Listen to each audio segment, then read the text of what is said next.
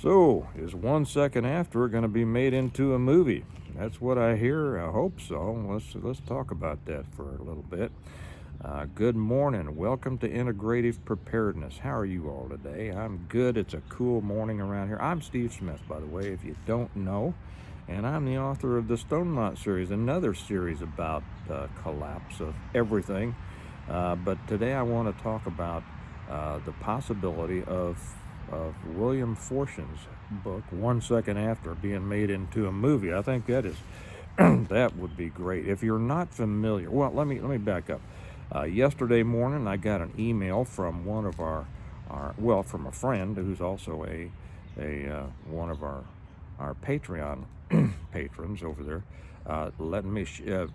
He sent me an article, or it was a video. It was a video from another channel, saying that Fortune's book, 1 second after, was apparently going to be made into a movie. So I watched that, and then I looked up a couple of articles about it, and it looks like it very well. It looks like it could be, and it also looks like there may be some problems. So I'll just mention that. I hope so. Now, if you're not familiar with 1 second after, and probably most of you are, it is the granddaddy of all of the EMP books and everything. I forget what year it came out, 2011, something like that. My first book came out in 2017, and really 1 second after was one of the reasons that I wrote my first book, and then the rest of them as well. But he came out with that book, and it was the first introduction to most people of the possibility of the reality of an EMP and what that would really entail. Newt Gingrich wrote a foreword to it. They explained that this really was the existential threat against our country, or against any country, that is attacked this way. And I believe it's been a long time. I read it years and years and years ago, and as I recall, it was an EMP as opposed to a CME. And that could just be my recollection. I'm not sure if it's said or not, but that's not really the point. The point is that it introduced most people, to the idea of EMP, and most people had really not been aware of this.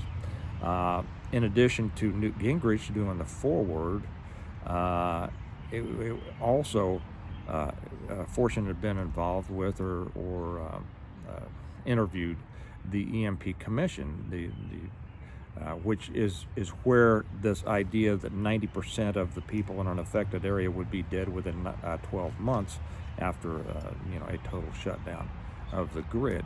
And I, like I've said many times before, I have no reason to dispute that. I've read their report. There's some things there that there are some things that we think differently about now as the study of EMP has progressed through the years. And if you want a real in-depth study of EMP, over on our Patreon channel, Hondo Bob put up a whole bunch of really detailed scientific posts about what EMP would or would not do, everything like that.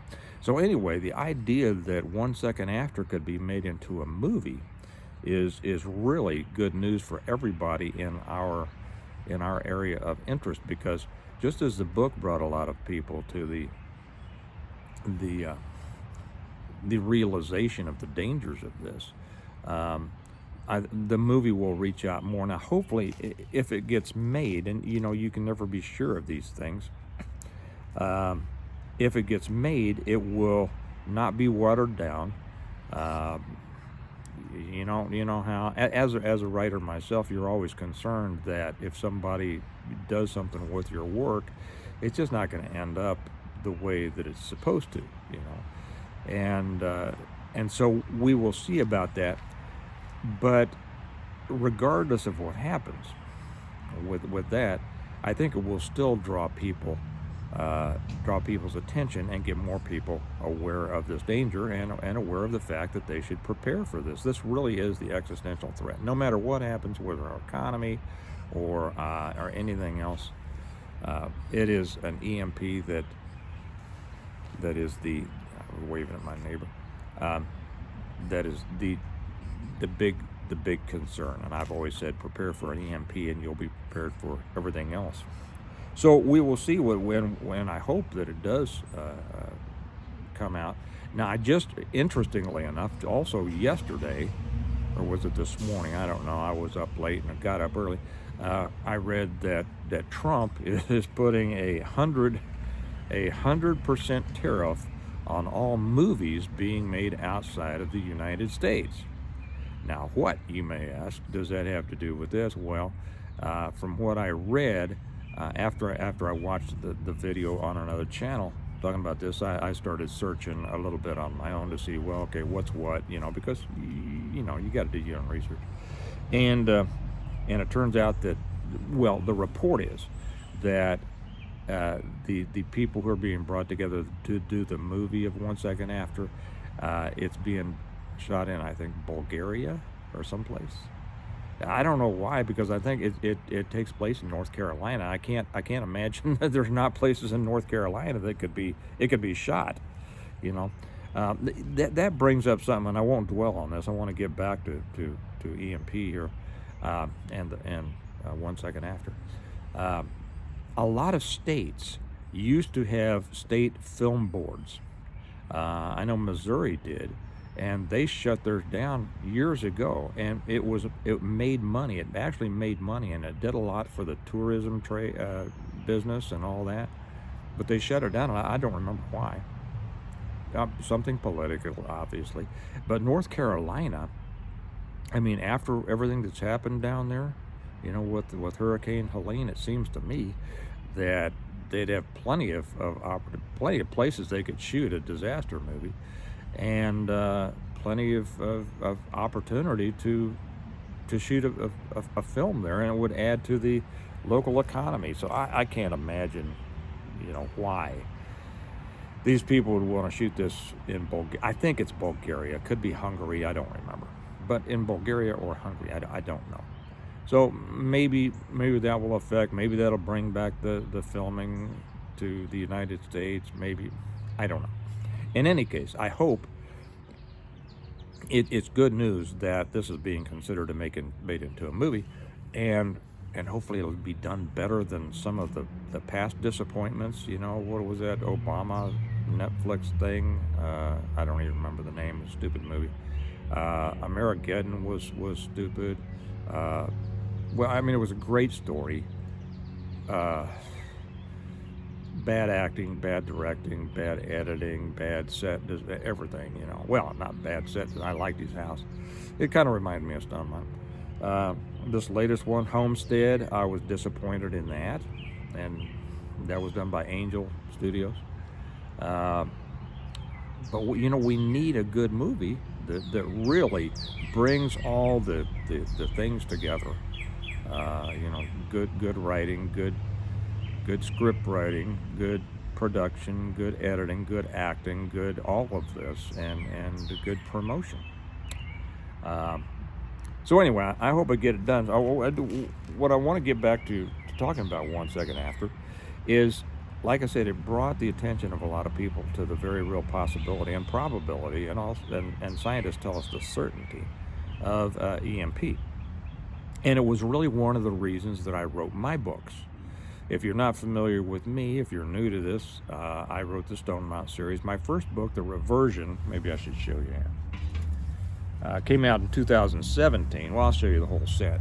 It's the Stonemont series, the Reversion, the Revival, the Renewal, and Appeal to Heaven, the Blessings of Freedom, Hostages to Fortune, and the latest one, On Wings Like Eagles. It is the story about a complete collapse of everything as a result of a CME, and the story of a family, a prepared family, who was able to not only continue living well, but was able, as a result of their preparedness, to help other people and to bring in other people and restart community and all that. And through the series, I go through, how they handle justice and how they handle, community, and even the reintroduction of certain technologies.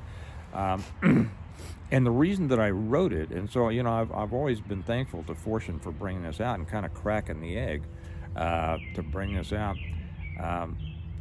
But one of the reasons that I wrote mine is because fortunes really brought people to the horrors of it, the horrors of EMP. And I don't think most people can really wrap their heads around it. Even a lot of people in the prepper world uh, don't, because so many people, are caught up in the daily, threats and challenges and all that. But when I read his book, it's a good book. I mean, it did what he wanted it to do, and that was explain to people the dangers. Uh, I I I won't say that I didn't like the book. I came away from it very depressed. Let me just put it that way. And I thought, the purpose of preparedness is not depression. And you've heard me say, if you've been with me before, and most of you have, we come on this channel, I come at preparedness much differently than other channels. And we don't come at it as something to scare you and something, to kind of bring you down, right? It should not be something that causes you to walk through life with fear. Preparedness is supposed to be a positive activity that prepares you to continue, as we say, to live well no matter what happens, regardless. If everything crashes, you want to be able to continue to live well. And it is, and I, after reading Fortune's book, I said, okay, now this was a good book about people who weren't prepared, about people who didn't have any idea. And this thing that none of them were aware of came upon them out of the blue, and it's a story about scrambling, really, about what do we do, confusion and fear and all this kind of stuff, and I think that served a great purpose. But I thought, okay, I wanted to write a book, and I'd never intended to write a series. It turned out that, the first one did great, and people wanted more, and so I ended up writing what is now the series, working on number 8 now. But I wanted to show not people reacting out of fear and confusion, but how people, as a result of preparedness, might be able to live through something like that well. Because I wanted it to be an example. I wanted my book, which became books, to be kind of the roadmap of what to do to prepare for something like this. On the back of the first book, I might have to put on my peepers here. Well, on the front of the reversion, that was my first book. It says, when the world collapsed, some were ready to start over. And then on the back, it says that Jim Wyatt, that's the main character, had always said that if everything fell apart, he didn't want to just survive, he didn't want to notice. And that's the whole purpose of it, right? When the world did crash, his family's home of Stonemont became not only a refuge, but a place where it might be possible to start over again and reclaim the American ideal. Some would say that with all the advancing technology and AI and increased surveillance state and all that a complete collapse of everything might be our only hope to avoid that. And I'm not going to say that I disagree with that. My circle has been saying that for quite a few years. On the back it says, the death of one society can be the birth of another. So you might ask yourself, when thinking about this, if everything did fall apart, would it be the death of the world that you know, or would it be the beginning or an opportunity for you to kind of start over again and rebuild life in the way you think it should be done? And I think that's an important question. It's a question that everybody should have. If the slate were wiped clean, and it wouldn't be wiped clean, because there are a lot of people that kind of misunderstand EMP or CME. My book was about CME, which is a little bit different.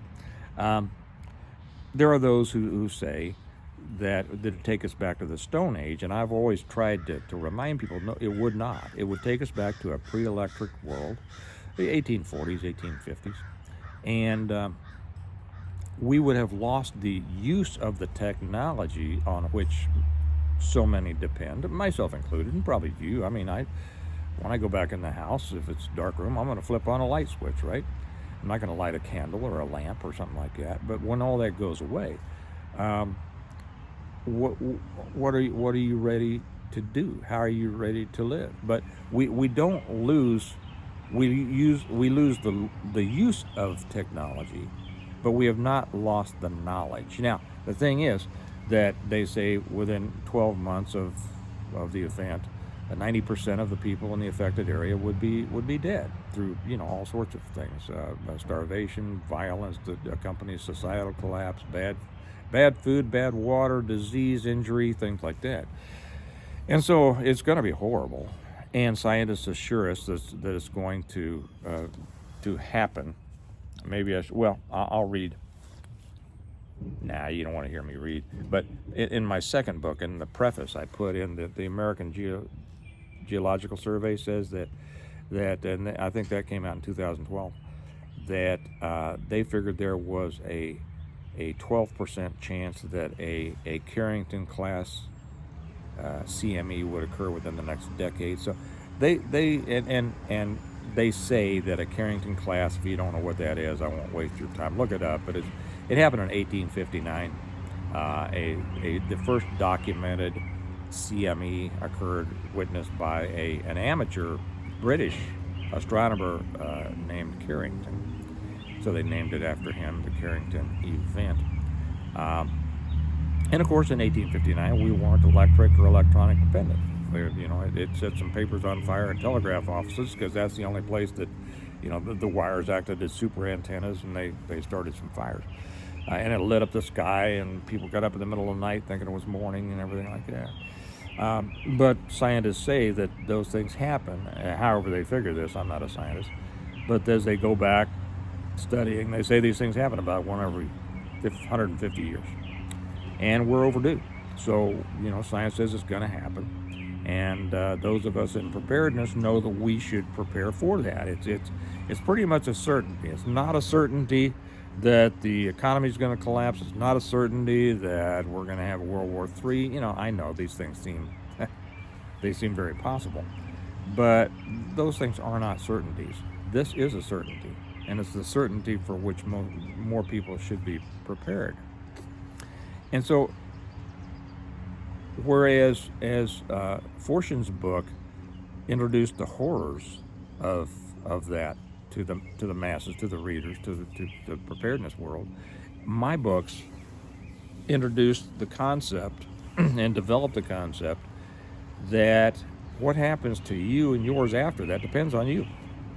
We say at the end, we prepare well today in order to live well tomorrow. And you're going to live as well tomorrow as you prepare to, right? So I would give some thought to that. Hopefully, if Fortune's book gets made into a movie, it's going to, I think, give another shot in the arm to the preparedness world if it's done right. And if it's not done in Bulgaria, I don't know what we will see. But think about this. And if you don't take EMP CME seriously now, you need to start. It is the existential threat. It is the lights out for the world.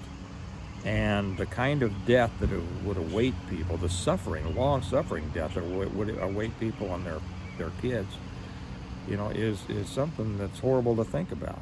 You don't want to go through that. And as we talk about, maybe I should show you how to get my books. I would suggest, if you haven't read 1 Second After, do that. Go read it. Then read these. Okay. The first will scare you to death. The second will give you hope. This will give you hope. This is the plan for preparing well, surviving well, and then rebuilding afterwards. Yeah, I cover all the horrible things. I touch on the violence. I talk about slavery and cannibalism and Reconquista and all sorts of things. I do that, but I also do it through the lens of a prepared family and a prepared community that is approaching everything in a positive way. People say they love the story. They say that it has changed the way they prepare. And it's been a successful series, around the world for many years. It is, like I said, the reversion, the revival, the renewal, and appeal to heaven, the blessings of freedom, hostages to fortune, and on wings like eagles. A couple ways you can get them, and that I say, if you've already read 1 Second After, reread it, and then read these. These will tell you how to get, and it'll improve your life now while getting ready to live later. A couple ways you can get these. One is through Amazon. They get them to you quick. A better way, if you'd like to get them directly from me, and I love it when people do that, is you can order them, and you can order the whole set through the website. You can't do that on Amazon. But on Amazon, you can get them either in paperback or Kindle or Audible. But through me, through our website, stonemont.us, you can buy the whole series as a set, which you can't do through Amazon. And when you do that, we give you a discount on the cost, because we save money when we ship them like that, and shipping, handling, all that kind of stuff. We pass that savings on to you. Plus, we throw in the Stonemont notebook. Now, a word of caution, a warning. We're sold out. We continually sell out, but we order more. Okay, we're waiting for Did I say that when you get them from me, I get to sign them for you? I sign them for you, write a little note in there, and which I love, because it gives me a feeling of knowing my readers, and I do, and I get to sign them to you personally and see, I just like it, and you can buy them as gifts for friends and things like that. You can put in there, hey Steve, make these out to Joe Blow, and I love to do it. So, but the thing is, we have sold out. We're waiting for a new shipment, and so you don't get them as fast from me as you do from Amazon. Right now, it looks like the wait time is like 3 weeks. Okay, because we sell out, we order more, we wait for the printer to get them to us, and then we ship those out, and all the time that's going on, more people are ordering, and then we run out. I know we will get our order fulfillment up to speed here one of these days, but it just keeps surprising us, the success of the series, and for that I thank all of you who have bought it. So anyway, and if you haven't read 1 Second After, do read that first, and order. You better order these now so that they'll be there. But and then read these, because these are the plan. The first will scare the what out of you, but this will say, okay, now there's hope. Here's what to do, not only just to prepare for when it happens, but to make your life better now. And that's the whole purpose of integrative preparedness, that we do everything in such a way that not only does it prepare us to live well after whatever happens, but it improves our lives today. Okay, so like I said, you can get those through our website. Just be patient, and you'll get them, and you'll love them. You'll learn a lot. People have said they've learned more. There have been people said they've read through the whole series 5 times, and every time they read it through, they learn more because of stuff they missed the first several times through, because they were so caught up in the story that they missed some things. Because I pack it. It really is. I made an instruction manual hidden in a novel, a series of novels, that you'll love the story. You'll love the characters. You'll love the situations. You will. So anyway, so that's how you can get those. So we will hope that this 1 Second After is able to be made into a movie, and hope that it's done well. But you need, you pay attention to your own preparedness. And while we know that the world is crazy and it's bing bing bing all over the place, this really is the thing for which you need to prepare, because when this happens, and they say it will happen, it's an all or nothing thing. And if you're not prepared, I'm afraid you're going to be in the nothing category. Okay. All right. Hey, you all have a good day. Remember that I also mentioned, hey, next upcoming get-together, the gathering is going to be October 4th. I forgot to talk about that. I'll talk about it next time. But remember, we prepare well today in order to live well tomorrow. Go out there and do something. Y'all have a good day, and I'll talk to you later. Bye-bye.